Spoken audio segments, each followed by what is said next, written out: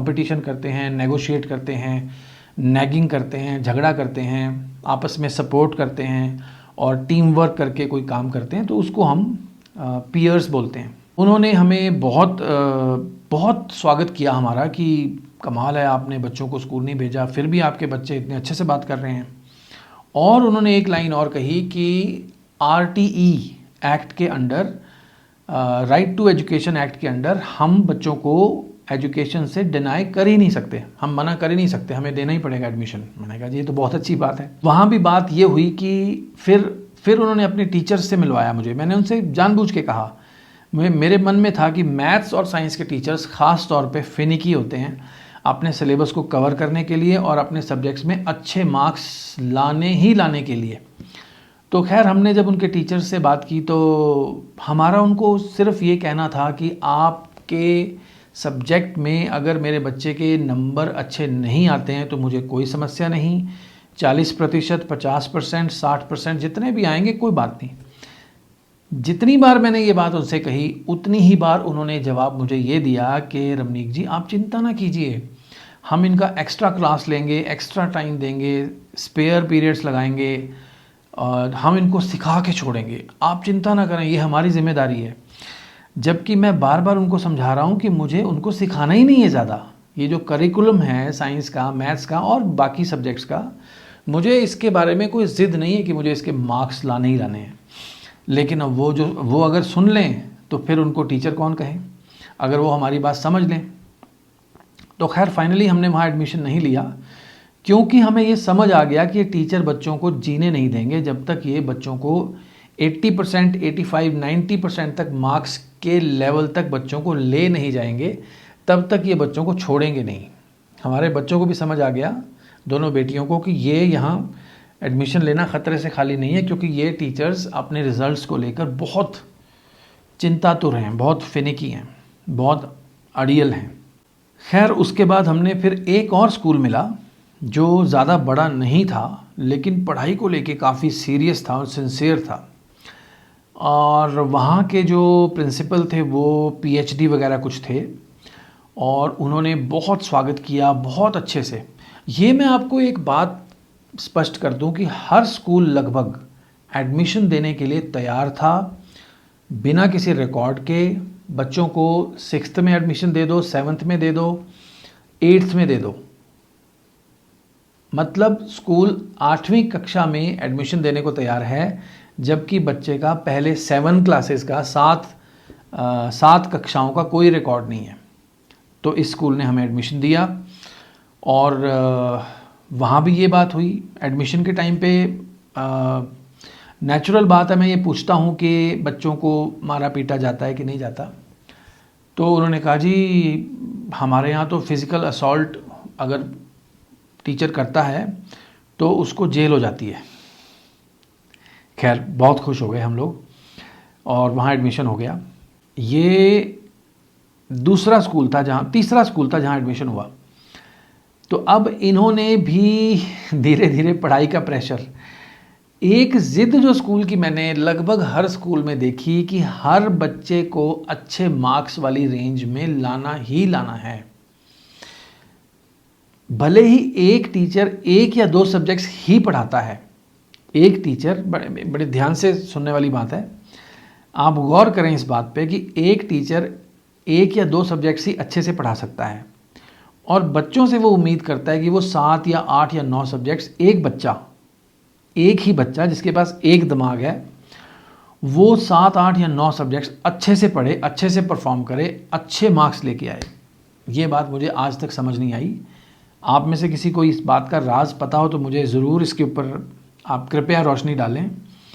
एक टीचर 1 या 2 सब्जेक्ट पढ़ाता है अच्छे से, यानी कि उसको 1 या 2 सब्जेक्ट्स की अच्छी नॉलेज है, लेकिन बच्चे से उम्मीद ये कर रहे हैं कि वो 7, 8, 9 सब्जेक्ट्स में परफॉर्म करे, सब में परफॉर्म करे। उसका टेस्ट है या नहीं है। तो खैर चलें जी, इस स्कूल में भी 6 महीने बच्चों ने बड़ा अच्छा काम किया। टीचर्स ने बहुत तारीफ़ की कि बच्चे आपके बोल्ड हैं, कॉन्फिडेंट हैं, स्कूल नहीं गए फिर भी। मेरा उनको यही कहना होता था कि बच्चे स्कूल नहीं गए इसलिए ज़्यादा कॉन्फिडेंट हैं। क्योंकि स्कूल का काम क्या होता है कि बच्चे को चुपचाप बैठाना, डिसिप्लिन में रखना, बोलने के कम से कम मौके देना। ज़्यादातर स्कूलों में ऐसा है। मैं ये निवेदन कर दूं कि मेरा इशारा सारे स्कूलों की तरफ नहीं है। अगर आप किसी स्कूल से जुड़े हुए हैं तो ये हो सकता है आपका स्कूल ऐसा गड़बड़ ना करता हो, ऐसा हो सकता है कि आपका स्कूल और स्कूलों के मुकाबले ठीक हो, लेकिन यहाँ पे ऐसा हुआ और यहाँ पे भी मारपीट बच्चों को देखने को मिली। टीचर्स ने खुद बच्चों को नहीं मारा, लेकिन एक बच्चे से दूसरे बच्चे को कुटाई करवाई सब बच्चों के सामने। तो वो भी बात कुछ समझ नहीं आई। खैर वहाँ पे बच्चों ने एग्ज़ाम दिए और बड़ा अच्छा स्कोर किया, 80s में स्कोर किया। सब लोग हैरान हो गए कि ये होम स्कूल्ड बच्चे, होम ट्यूशन बच्चे इतना अच्छा कैसे कर रहे हैं। तो खैर ये कुछ बातें, ये कुछ घटनाएं ऐसी हैं जो हमें ये बता रही हैं कि स्कूल शिक्षा के मंदिर नहीं हैं। आप खुद इस बात को परख सकते हैं कि आपके बच्चे स्कूल जाते होंगे। स्कूल बच्चों को किस तरह से एक जैसा परफॉर्म करने वाला बनाना चाहता है। अगर एक बच्चा मार्क्स कम लेके आता है यूनिट टेस्ट में या नॉर्मल रूटीन में, तो उसको काफ़ी नीचा दिखाने की बात होती है, काफ़ी उसको उसको खींचा जाता है। इसलिए मोरल ऑफ द स्टोरी इस वीडियो का ये है कि स्कूल शिक्षा के मंदिर नहीं हैं। अब मैं उस बात पे आता हूँ जो मैंने शुरू में आपसे कही थी कि स्कूल वालों के लिए एक ऐसी विधि, एक ऐसी ट्रिक मैं बता सकता हूँ कि वो कितनी भी बड़ी फाइनेंशियल मुसीबत आ जाए, कितनी भी बड़ी महामारी, कोरोना, पेंडेमिक, कुछ भी आ जाए, स्कूल को कभी समस्या नहीं आएगी।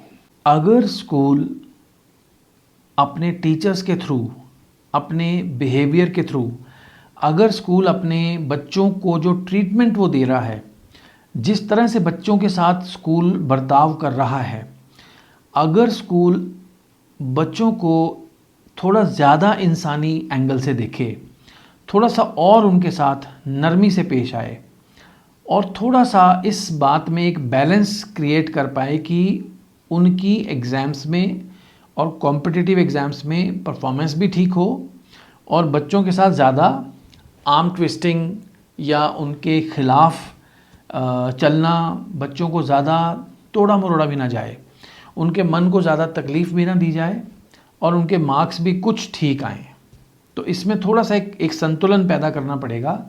अगर स्कूल ये कर पाया तो आप विश्वास मानिए कि किसी भी तरह की कोरोना हो या कोई भी मुसीबत स्कूल पे आई, किसी भी तरह की आपदा स्कूल पे आई, तो क्या आपको नहीं लगता कि स्कूल के जो एक्स स्टूडेंट होंगे, जो पुराने एलुमनाई होंगे, आप अब ये तो है कि आप खुद देख सकते हैं कितने स्कूलों से निकले हुए कितने लोग officer, DC, ADC, SP, DSP और बहुत सारे ओहदों पे बड़े डॉक्टर हैं, बड़े इंजीनियर हैं, बड़े साइंटिस्ट हैं।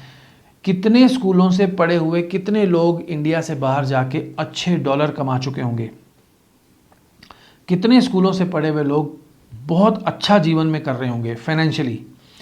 तो अगर इतने अच्छे फाइनेंशियल स्टेटस के लोग किसी स्कूल के स्टूडेंट्स रहे हों, आपको नहीं लगता कि कभी भी स्कूल को बसें बेचने की नौबत आए, कोरोना आ जाए, फीस आनी बंद हो जाए, किसी भी तरह की फाइनेंशियल हेल्प मिलनी बंद हो जाए, सरकार से कोई मदद ना मिले, तो स्कूल सिर्फ एक मेल कर देगा ना। अगर ब्रॉडकास्ट लिस्ट वाली एक मेलिंग लिस्ट, सबको अगर एक मेल स्कूल की तरफ से चली जाए कि डियर स्टूडेंट्स, ये समय हमारे लिए ट्रबल्ड वाला है और आपसे गुजारिश है कि आप अपने स्कूल की हेल्प करें। अब आप खुद बताएं कि जिस बच्चे को ये मन में अच्छे से बैठा होगा कि मेरा स्कूल मेरे लिए विद्या का मंदिर रहा है, मेरे स्कूल ने मेरी जॉब की, मेरे करियर की, मेरे इंटेलेक्ट की रचना की है, मेरे स्कूल ने मुझे इतनी तरक्की तक पहुंचाया है, तो क्या वो स्कूल को डोनेट नहीं करेगा? क्या वो स्कूल को ट्रबल में छोड़ देगा? ऐसा नहीं होगा।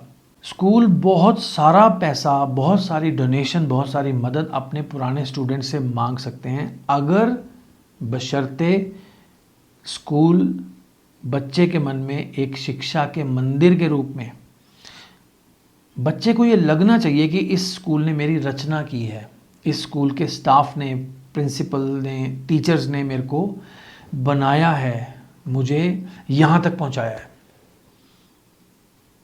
और ये बात मैं इसलिए कह रहा हूँ कि कोरोना में जब खबरें आ रही थी कि स्कूल की बस बेचने की नौबत आ गई है, फ़ीस नहीं आ रही हैं, पेरेंट्स जो हैं वो बसों के पैसे नहीं दे रहे हैं, बहुत सारी समस्याएं स्कूल ने, बहुत फाइनेंशियल, बड़े स्कूल बंद भी हुए, तो मेरे मन में ये आता था कि क्या हो गया स्कूलों को, क्यों ऐसा है कि यहाँ के पढ़े हुए बच्चे डॉलर्स कमा रहे हैं दुनिया भर में, बड़े बड़े सरकारी और प्राइवेट कंपनियों के सीईओ और बड़े बड़े ओहदों पे पहुँचे हुए हैं, और वो हेल्प नहीं कर रहे हैं।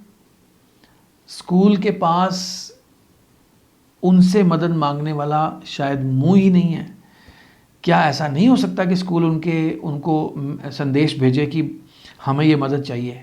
और वो लोग फिल्दी रिच भी हैं बहुत सारे, और आप देखें कि बहुत सारे अमीर घरानों के बच्चे भी स्कूल में पढ़ते हैं, तो कितना पैसा नहीं आ सकता स्कूल को। तो ये एक बड़ी कमाल की मैं इनसाइट, ये थॉट शेयर करना चाहता था कि स्कूल वालों के लिए ख़ास बात है कि वो अगर थोड़ा सा अपना सिस्टम चेंज कर लें, थोड़ा सा आउट ऑफ द बॉक्स सोचें, थोड़ा सा बच्चे के ह्यूमन एंगल को थोड़ा सा और नर्चर करें, थोड़ा सा और बच्चे को ये एहसास दिलाएं कि हम आपको बनाने के लिए बैठे हैं, हम आपको तंग करने के लिए, मेंटली टॉर्चर करने के लिए नहीं बैठे हैं, और किसी तरीके से उनको मोटिवेट करके उनके मार्क्स बढ़ाएं, जो कि आप करना चाहते हैं, सख्ती से करते हैं, इंसल्ट करके करते हैं, बच्चे को खींचते हैं, बच्चे को पब्लिक में बेइज्जत करते हैं, पेरेंट्स से डांट दिलवाते हैं, बड़ी सख्ती करते हैं, डायरी में नोट्स दे दिए, पीटीएम में उनको बुला के सरेआम रेप्रिमेंड कर दिया। ये चीज़ें ना करके स्कूल थोड़ा सा एक मोटिवेशनल तरीके से अगर अपनी पढ़ाई को करवाए बच्चों को, तो ये मैं पक्का कह सकता हूँ कि स्कूल को कभी भी फाइनेंशियल समस्या किसी भी तरह की नहीं आएगी।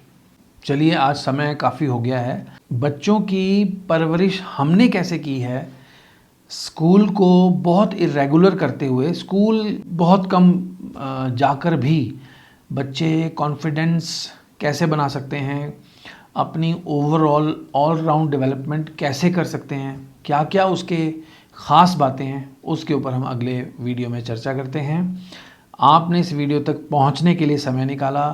सोशल मीडिया पे अवेलेबल बहुत सारे मसालेदार कंटेंट से आप अलग इस काम की बात को, एक थोड़ी हट के डिफरेंट बात को सुनने के लिए पधारे, उसके लिए आपका बहुत बहुत शुक्रिया है। और जानकारी अच्छी लगे तो इसको आगे ज़रूर शेयर करें।